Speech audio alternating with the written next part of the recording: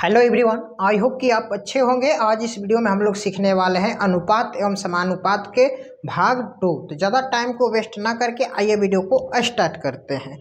जैसा कि स्क्रीन पे आपको क्वेश्चन दिखाई दे रहा होगा, यदि 2a अनुपात 3b अनुपात 4c है तो a अनुपात b अनुपात c का मान ज्ञात करें। ठीक है, यहाँ पे ऐसे सब भी क्वेश्चन आपके एग्जाम में देखने को मिलता है, एकदम सेम टू सेम मिलता रहता है। ठीक है ना, आप एक बार इसको बेसिक कंसेप्ट के माध्यम से समझ जाते हैं ना, तो समझ लीजिए कि आप कभी भी भूलिएगा नहीं। देखिए यहाँ पे 2a अनुपात 3b अनुपात 4c दिया है, तो यहाँ पर ये ए बी सी का मान है। मान लीजिए ए का गुणांक ए बी सी यहाँ पर हमने निकाल लिया। ठीक है, तो अब देखिए ए का गुणांक क्या है, बोलिएगा सर 2 है, और बी का गुणांक क्या है, यहाँ पर 3 है, और यहाँ पे सी का गुणांक क्या है, 4 है। ठीक है, यहाँ पर हमने ए का मान 2 नहीं है, यहाँ पर उसका गुणांक दिया हुआ है। समझ पा रहे हैं ना बात को? गुणांक का मतलब होता है 2 का ए में क्या है, गुणा हुआ है, यानी कि ए का गुणांक 2, बी का गुणांक 3 और सी का गुणांक 4, क्योंकि 4 से गुणा हुआ है। अब देखिए एक्चुअल में ए बी सी यानी कि ए अनुपात बी अनुपात सी का मान पूछ रहा है, तो उसको हम कैसे फाइंड करेंगे? तो देखिए यहाँ पे आप लुका छिपी खेले होंगे या आंख मिचौली खेल रहे हैं ना, एक आंख बंद करके खेलना, यानी कि आंख बंद करके एक खेल होता है वो खेला होगा आपने लुका छिपी, तो उसी तरह यहाँ पर भी खेलेंगे।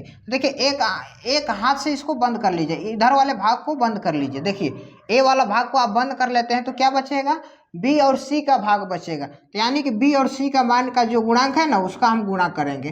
तो 3 में 4 से गुणा करेंगे तो क्या होगा, यहाँ पे होगा 12। ये जो होगा आपका ए का मान निकल कर आएगा। ठीक है ना, कब आएगा, जब यहाँ पे इसको एक ढक लेंगे और उसके बाद जो बचेगा उसका हम गुणा करेंगे।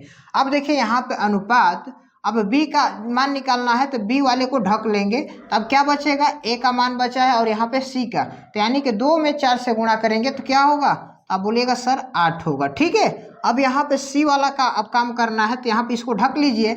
अब यहाँ पे a और b का गुणांक बचा है, तो 2 में 3 से गुणा करेंगे तो क्या होगा, 6 हो जाएगा। ठीक है जी, क्या होगा, 6 होगा। लेकिन यहाँ पे क्या यही इसका आंसर होगा? जी नहीं, क्योंकि ये एक बहुरूपिया है, यानी कि ये दूसरे रूप में आया है ये संख्या।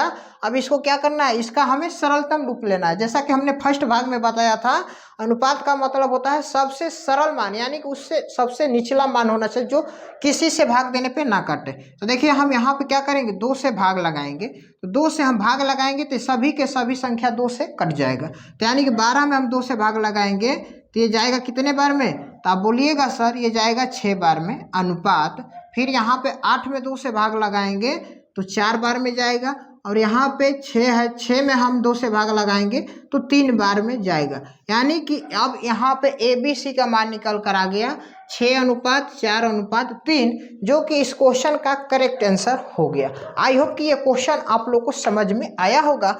बाय द वे नहीं भी समझ में आया तो डोंट वरी, घबराने की जरूरत नहीं है।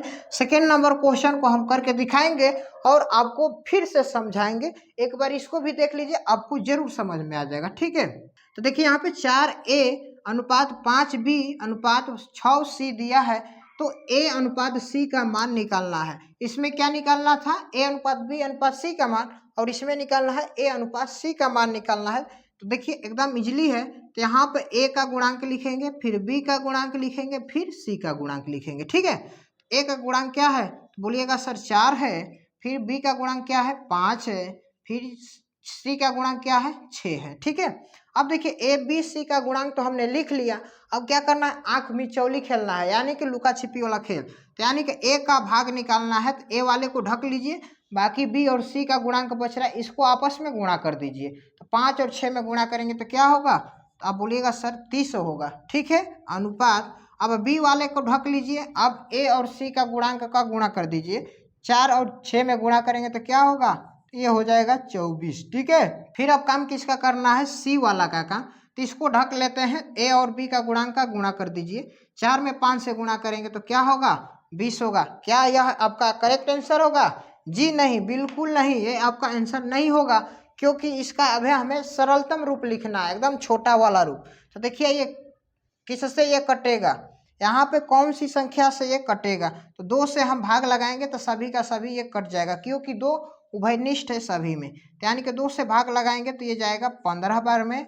अनुपात, इसमें हम 24 में भाग लगाएंगे 2 से तो ये जाएगा 12 बार में। ठीक है, फिर अनुपात यहाँ पे 20 में हम 2 से भाग लगाएंगे तो 10 बार में जाएगा, यानी कि ए अनुपात बी अनुपात सी का मान हमारा निकल गया 12:10। लेकिन क्वेश्चन में क्या पूछ रहा है, ए अनुपात सी पूछ रहा है। तो देखिए डोंट वरी, घबराने की जरूरत नहीं है। तो ए का मान देखिए, ए का सामने वाला मान क्या आया है 15 आया है, तो 15 लिखेंगे अनुपात, और सी बोला है तो सी का मान क्या है, यहाँ पर सी का मान 10 है। ठीक है, अब देखिए यहाँ पर भी दोनों में क्या सरलतम रूप है, आप बोलेगा जी सर हाँ, यहाँ पे 5 उभयनिष्ठ है, यानी कि 5 हम कॉमन ले सकते हैं। तो 5 से हम भाग लगाएंगे 15 में तो ये जाएगा 3 बार में, और 10 में हम 5 से भाग लगाएंगे तो ये जाएगा 2 बार में, जो कि यही इस क्वेश्चन का करेक्ट आंसर हो जाएगा 3:2। लेकिन ऑप्शन में 15:10 भी दिया रहता है, तो आप ज़्यादा आवेश में आकर इस पे आप टिक ना लगा दीजिएगा,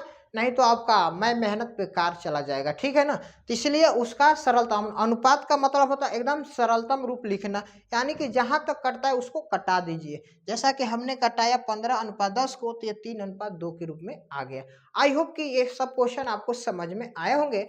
बाय द वे, नहीं भी समझ में आए तो वीडियो को 1 से 2 बार होकर फिर से देखिए, हमें उम्मीद है आपको जरूर समझ में आएगा। वीडियो अच्छा लगा तो वीडियो को लाइक कर दीजिए, चैनल पर आप पहली बार हैं तो चैनल को सब्सक्राइब करके बेल आइकन कॉल पर प्रेस कर लीजिए, क्योंकि इसी तरह के और सारे नए नए वीडियो आपको टाइम टू टाइम मिलते रहेंगे। तब तक के लिए आपका बहुत बहुत धन्यवाद।